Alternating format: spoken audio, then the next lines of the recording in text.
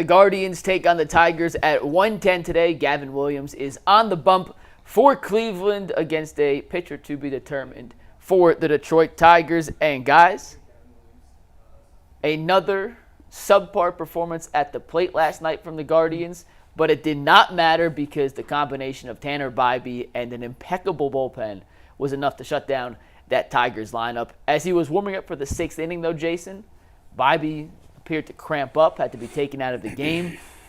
Should we have any long-term concerns that this is more than just a cramping situation for Bibee, or is this literally just a one-off? It was a weird weather night.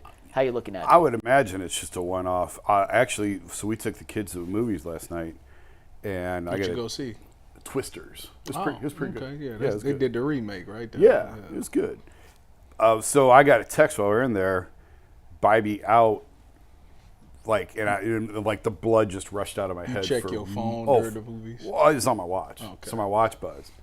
And the blood drained out of my head because I'm like, well, there goes any chance I have of getting the Cy Young. That was my first thought. I'm glad that I'm on your mind. Second thought was I have him on the 2 fantasy leagues I'm in. I have Bibee on both of them. That's how much of a believer I am. And I'm like competing for the championship in one of them. That was my second thought. And then my third thought was, boy, the Guardians are screwed. This guy. That was third. After you, the big picture, the big picture that matters the most was the third thought. But again, like we talked about before, if Bibee goes down, it's over. Yeah. The way that they're leaning on him, and obviously you need Gavin Williams to emerge now. So hopefully this is certainly the fact that it's lower extremity and not an arm is huge.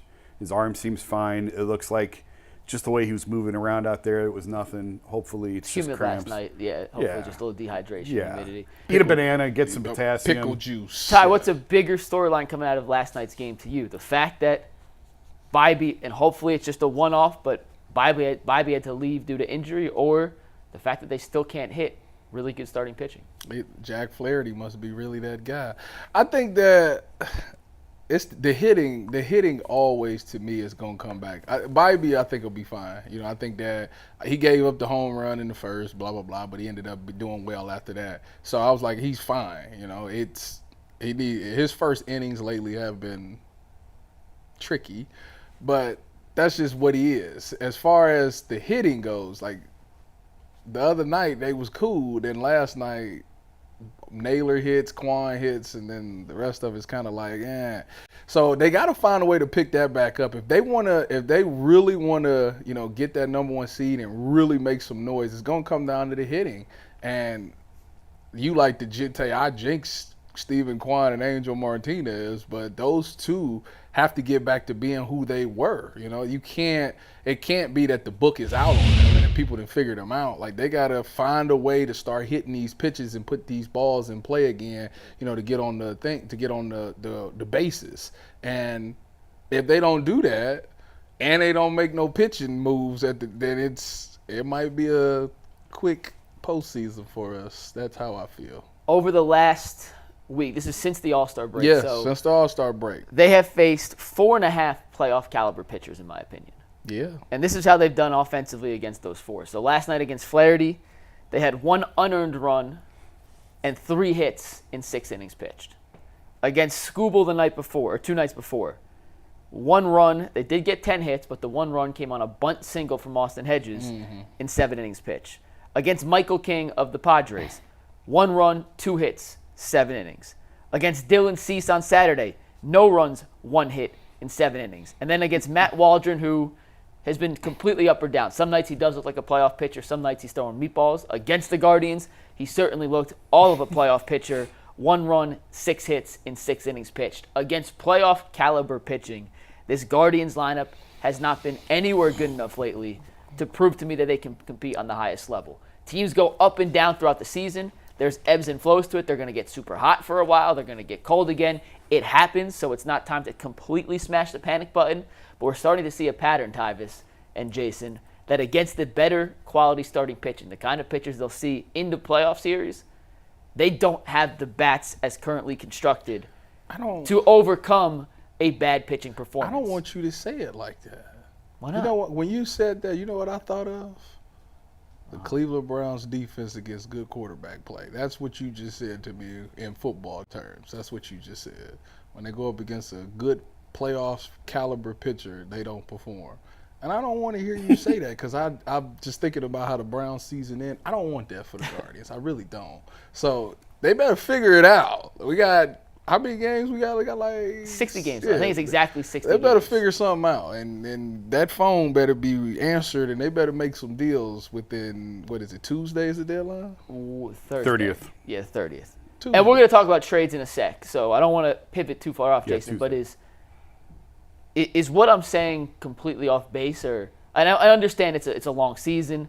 Teams are going to hit better at certain stretches. They're Right. not going to hit better, but this is 5 games in the last week, essentially, where against better caliber pitching, the offense night in and night out just hasn't been able to produce at a level that you need to produce at. Yeah, and when you talk about the playoffs, there was a chart last year I saw about how important it is to be able to hit the ball out of the ballpark, particularly in the playoffs. In the regular season is one thing. In the playoffs, you have to be able to hit it out of the park. And for the improvements that they've made, and the fact that you're right disgust me on the terms of where they're going to finish in home runs. But outside of just a couple of guys, you still worry about this lineup being able to hit the ball out of the ballpark outside of Jose and Naylor, and which is why when we get to the trades, I think I figured it out for him. I got a better one. I'm telling you right now, I like yours. Yeah. I got a better one. No, I Yours excited to is see it. probably a little more realistic, though. I figured it out for him. Well, you sent us 13 answers. You didn't figure out anything. Yeah. And we're going to do that next. So I promise we'll get to the trade targets after we I talk about couldn't today's game. decide. So you sent 13 answers? Something like that. Good It was at Lord. least 6.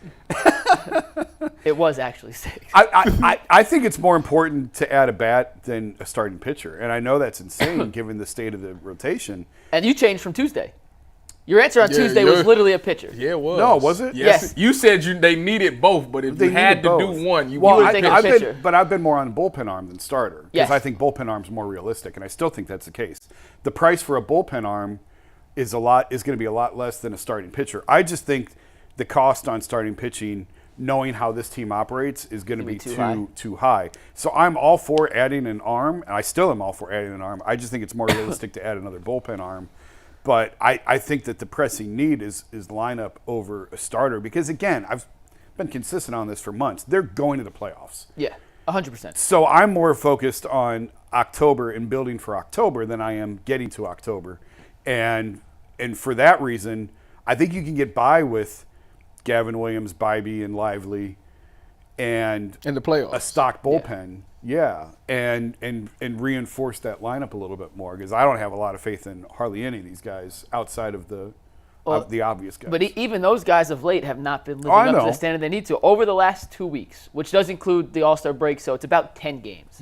ESPN does their splits. It's the last 15 days, Yeah. which is, depending on how many games they played, 8 or 9 games. These are the batting average and OPS of some of the guys that we have needed to contribute for the Guardians to win at the highest level. Angel Martinez, he's hitting 209. You put him in that group? Yes. Because he's been there for the last 10 days. I'm just Yes. saying, Okay. guys. Yes. I made all the guys here. Martinez, in the last 15 days, and like I said, it's 8, 9, 10 games, depending on how many they played. He's hitting 209 with a 588 OPS. Not great. That's not good. Josh Naylor is hitting 147 with a 422 OPS. That's disgusting. That's even worse. Andres Jimenez, 167 batting average, 412 OPS. He's been there all year. Jose, he hasn't been that bad, No, but he's not not that been bad. much better. Jose, who's been incredible this year. If there was an all MLB team, which I think they added, he's probably been the best third baseman in baseball. But over the last 15 days, he's hitting 250. His OPS is just 630. That's 200 points lower than his season OPS. Stephen Kwan, who's hitting 350 on the season, over the last 15 days has a 238 batting average and a 606 OPS. David Fry, 214 batting average, 527 OPS. It's a long season. Yeah. They've been better than that for stretches. People go through slumps. Teams go through slumps. This does not mean this is who they will be for the rest of the year. But if this is any indication of how some of these guys can perform when the pressure's more intense because it's the playoffs, Yeah. when the pitching is at its best, you're not going to face any duds, essentially. They're going to throw their best guys. That scares the living crap out of me, and that's why I'm all on board of getting a bat over a pitcher now, which I've kind of been on that side, but it's solidified to me now. Who did David Fry hit in the All-Star game? What pitcher was it? I don't remember now. Who did he get a hit off? Was it I don't Scoop? remember. With, no, Scoop with us. I don't remember. I don't know either. The track record matters. So you give me Jose and Naylor's numbers. I don't. Yeah, care. I don't I'm care. just giving a small But sample size. I'm not putting Angel Martinez in the group of Hater. those guys. I'm not putting David Fry in the group of those Hater. But he- And Quan, I'll put Quan with Naylor. I just put them in because they were everyday fixtures I of the know. last 8, I 9 know. games. Hater. Jimenez is what he is. Like right now, whatever. He's mediocre at best offensively. He's elite defensively. But Naylor, Ramirez, and Quan, I have no worries about those Me guys either. whatsoever. Fry and Angel Martinez, yeah. They haven't. And Freeman's been hitting the ball better. His numbers are actually up over the last And this 15 is, days. I mean, this is how it but goes with it's the young, ebbs and flows, especially with young players. The highs are gonna be great, and the lows are gonna be really low until they until you get sort of a baseline on what they really are in the majors. And we're going to talk about this a little more tomorrow. But the Guardians start a series against Philadelphia this weekend, and the pitching matchups do not align very well for the Guardians. Have you guys taken a look at the Who we the got? pitching match? Here, let me Who pull we it up got real on the quick. mound? Cookie. I haven't seen the Xavier probables. Curry. Yeah, And Lively. it doesn't line up great. Let's put it that way. Probably. Against Philadelphia, Lively. you have Curry. Lively versus Christopher Sanchez, who has been one of the better pitchers in the National League. You got Carrasco against Phillips, and then you got Xavier Curry versus Ranger Suarez, who's also a Cy Young candidate, and Sanchez. Christopher Sanchez has a sub-3 ERA and a 1.24 WHIP. It's not a great matchup. not Then you got good. Tyler Phillips, who's a younger guy. Well, they better be coming out there to hit that game. Them games. Better be ready. They gotta That's a hit them big games. series coming up. You got Gavin Williams on the mound tonight, though, Jason. The last time he pitched against Detroit, he did pitch very well. Went 5 1/3, no runs against San Diego over the weekend. He was not nearly as sharp. Second time he's facing this Tigers lineup in about a 2-week span. What are you hoping to see from Gavin Williams tonight, or I guess really this afternoon? Dominance, he better. Tigers have been playing better, but you cut Gavin Williams some slack as he builds up, gets back on the mound. Garrett Cole, I know, has struggled after missing. When you miss that much time, Yeah. it's hard. It's hard to just jump back in the race when these guys are in midseason form, and it's basically April for you. So it takes a while to catch up. And we still got a little time. It's end of July.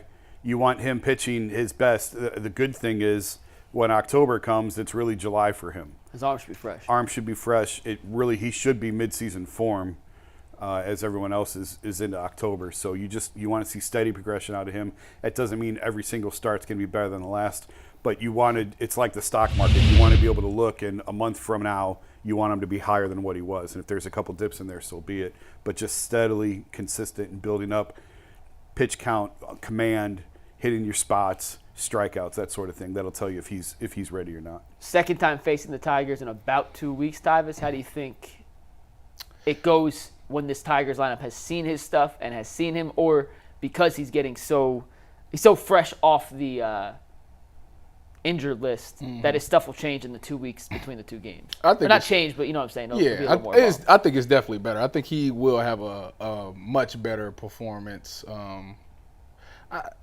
You know what? When he even in the little short span, he's had moments where I was like, man, this dude. I see why Jason be gassing him like he do, like this. So it's there. It just needs to be more on a consistent basis. And I think going up against a hitter and knowing what you threw and what you can't throw and what they can get to, I think that helps him in this situation.